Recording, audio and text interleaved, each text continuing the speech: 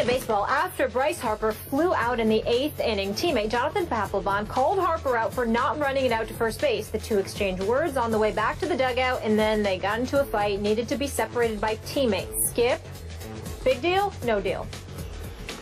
Stephen A., I've seen a lot worse in my time, especially the night that Barry Bonds put Jeff Kent up against the dugout concrete, which Kent deserved. But in this case, this was a predictable, yeah, there you go. This was a predictable product of the Nationals' disgraceful collapse this year. So then you had Papelb, who's been a huge disappointment, pitching against his old team, the Phillies. And he had the audacity to call out Bryce Harper, who well could win the MVP, for not running out a pop-up in a game that they're out of it, that didn't even matter anymore. And what a disgrace that was, but nothing really happened in the fight. Well, I wasn't talking about really the fight so much, Skip. I think this is a product. First of all, Rizzo should have never brought Papelb there to begin with. Storing was your closer. He had 28 saves at the time, okay? And then ever since then, he's had one save. They were in first place. Now they lost the division, 9.5 games out. The Mets have clinched the NL East. You look at a guy like Bryce Harper. You talk about Papelb. He was clearly bad chemistry added to the locker room. It's going to get the manager Matt Williams fired. Rizzo needs to look at himself, and Bryce Harper is going to eventually leave for my New York Yankees. They could use him right now, eventually, and they don't have I agree with that. I agree with that. That's fair. That's a low blow on your part, but it's okay. It's all right. Don't forget, not just baseball tonight, Monday Night Football. Chiefs at Packers will react to that game first thing on Tuesday. Now 3-0 for the first time since reaching the Super Bowl in 2003, defeating the division rival Saints Sunday in New Orleans 27-22. But everything didn't go Carolina's way. During the game, Cam took a hit near the sideline as he released the ball. Now after he got up looking for a flag and turned toward the referee, Ed Hockley, for explanation. Then Hockley said something to Cam that just absolutely stunned him. Take a listen. The response that I got was, Cam, you're not old enough to get that call. So I'm looking at him like, what? Jesus, I didn't think you had to have seniority to get a personal foul or anything like that. I'm ticked off, really. You know, just the fact that it's kind of, one, did he miss the call? If he would have said he missed the call, okay, that's one thing. But for his response to be what it was, I'm not old enough to get that call. Jeez. So heaven forbid he gets any rookies. You know, they're going to have a long day, man. Ooh, NFL VP of officiating Dan Blandino was on NFL Network this morning and said that Ed Hockley denied saying this, but Blandino also said if the conversation is confirmed after an investigation, Hockley could face discipline. Skip, what do you make of all this? Stephen A., I'm on Cam's side here. Now, I'm having to take Cam's word for it that Ed Hockley said to him what Cam said that he said, but the way Cam said it in his post-game media session came across to me as completely authentic. He didn't seem to be guessing about it. He seemed 100% sure that's what Ed Hockley said to him as soon as he bounced up without getting a call. So to me, if that's true, and I'm going to guess that it was true, but I could be wrong. Maybe we'll hear from Ed Hockley today. I don't know. He needs to say something. He does need to say something. I'm with you on that.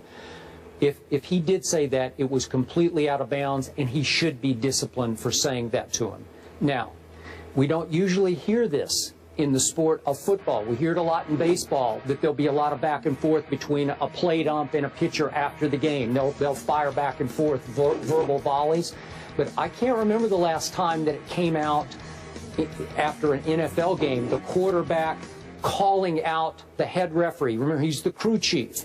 And just for those who don't know, he's become something at Hockley of a celebrity ref in the National Football League. This is his 26th season, and for 24 of those seasons, he has been a crew chief. So he was the big cheese right away as a young referee. And he has often been voted by coaches as one of the top officials in football, one of the top referees.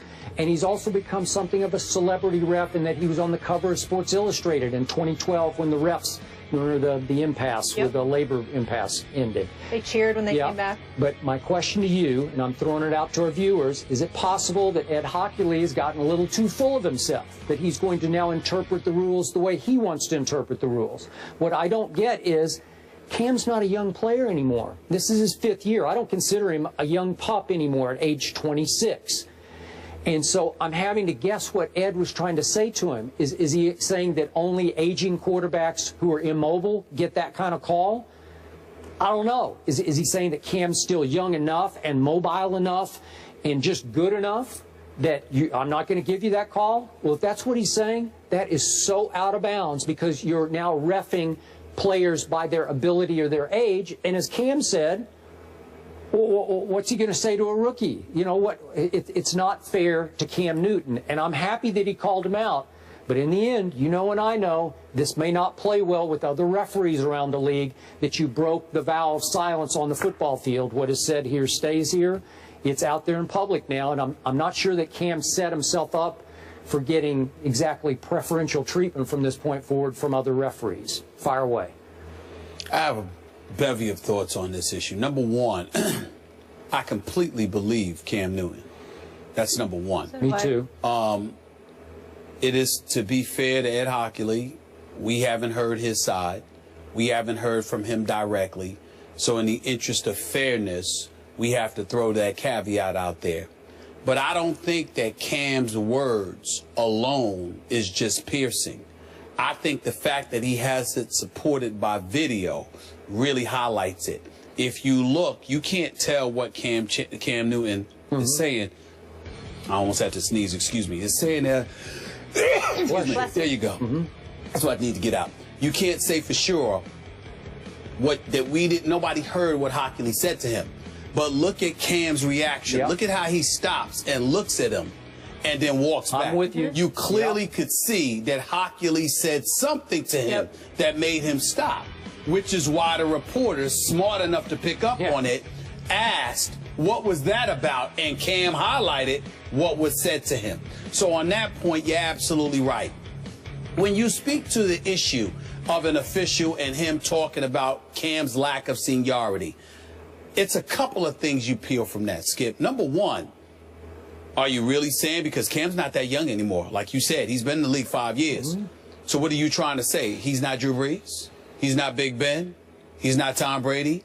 He's not Peyton Manning? Because that's what you're saying. I think that's basically what you're saying. What else is there to say? How many quarterbacks in the NFL have been starting quarterbacks for five plus seasons? I mean, think about that for a second here. Go down a list of quarterbacks. I mean, the Carson Palmers of the world, you can throw him out there. Sure. Russell Wilson is younger. You know, I mean, Nick Foles is younger. Teddy Bridgewater is younger. Aaron Rodgers obviously is up in there. You know, that equation. Matthew Stafford. What you gonna say? Matthew Stafford isn't young enough. So he's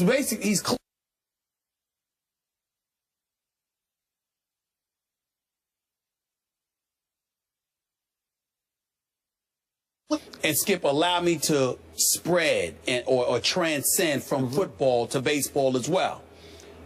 You know, I watched Madison Bumgarner for the San Francisco Giants pitch last week and have a 17-second stare down with the umpire. Let me tell you how egregious that was. Right? With the plate umpire, right? Let me tell you how egregious that was.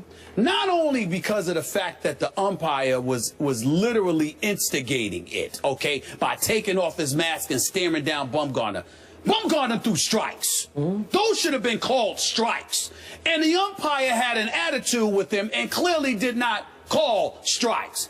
Why am I bringing that up? Because when we talk about Ed Hockley with Cam Newton, if indeed you're refraining from making calls because of something other than the actual game itself and the rules that govern it, and instead you're personalizing it to some degree, you got a problem. You got to go. Now, I understand that baseball is different. I understand that baseball is different from football. My argument is that it shouldn't be. No matter what the sport is, there isn't a fan in those seats who come to see the umpire or the game official. I promise you, those fans who walk through the turnstiles, even though to a lesser degree it's about the players in the National Football League, because it's just football, it's an event, it's only 16 games during the season, I promise you they would rather see Cam Newton than Ed Hockley. And I promise you, those folks that walked through the turnstiles for that game that San Francisco was playing with the Giants, the San Francisco reigning MVP of the World Series, Madison Bumgarner. Come out there and pitch. Totally agree. So when you've got that problem, I know, it's got to be addressed. across the board because the fans are being robbed as much as anybody else when that happens. Okay. I'm going to remind you again, Hochuli is probably the most recognizable referee going right now, in part because of his big biceps that he's shown often, you know, just for his muscles. He became like a cult figure. Okay, I'm with you. He's been so recognizable for so long, he may think that he's now a star referee. That should be an oxymoron. Star referee should not go together. Am I right? Absolutely. Because they're always the best. What's the old saying about, it's mostly for baseball umpires, but they're at their best when you did not notice them. Is that not right? Yes. Yes. Well, let me ask basketball you, referees. let me throw you this question. How many fans do you know who the game officials are going to be prior to their arrival to the game? Some gamblers probably do. But I understand gamblers. That's about it. That's about it. Nobody else knows who the hell the referees are going to be, who the officials are going to be prior to the game. You understand? It's the most thankless job you can fathom, which is why I understand how they could get a bit sensitive. Okay. But in the end, you can't allow that to interfere with your job performance. Okay. And that is what bottom line, these officials are doing. Do you have any concern that Cam could, quote unquote, pay for this going forward because it will offend other referees who would defend hockey league? Well, yeah, I'm fearful for Cam because I think those referees can definitely stand up in unison and said he called him out. That means he'll call us out next. We have to make sure he understands that's not to his advantage to do that. I have no doubt that that will be done. But I still appreciate that he called him out. Yeah. Yeah, I'm just fearful how often this might actually happen. The Steelers lose their franchise quarterback for several weeks. So what impact does Big Ben's knee injury have on the AFC North? Look who's here. Hello, Eric Allen in the house. What's he doing? We'll weigh in when we come back. It's cold out here.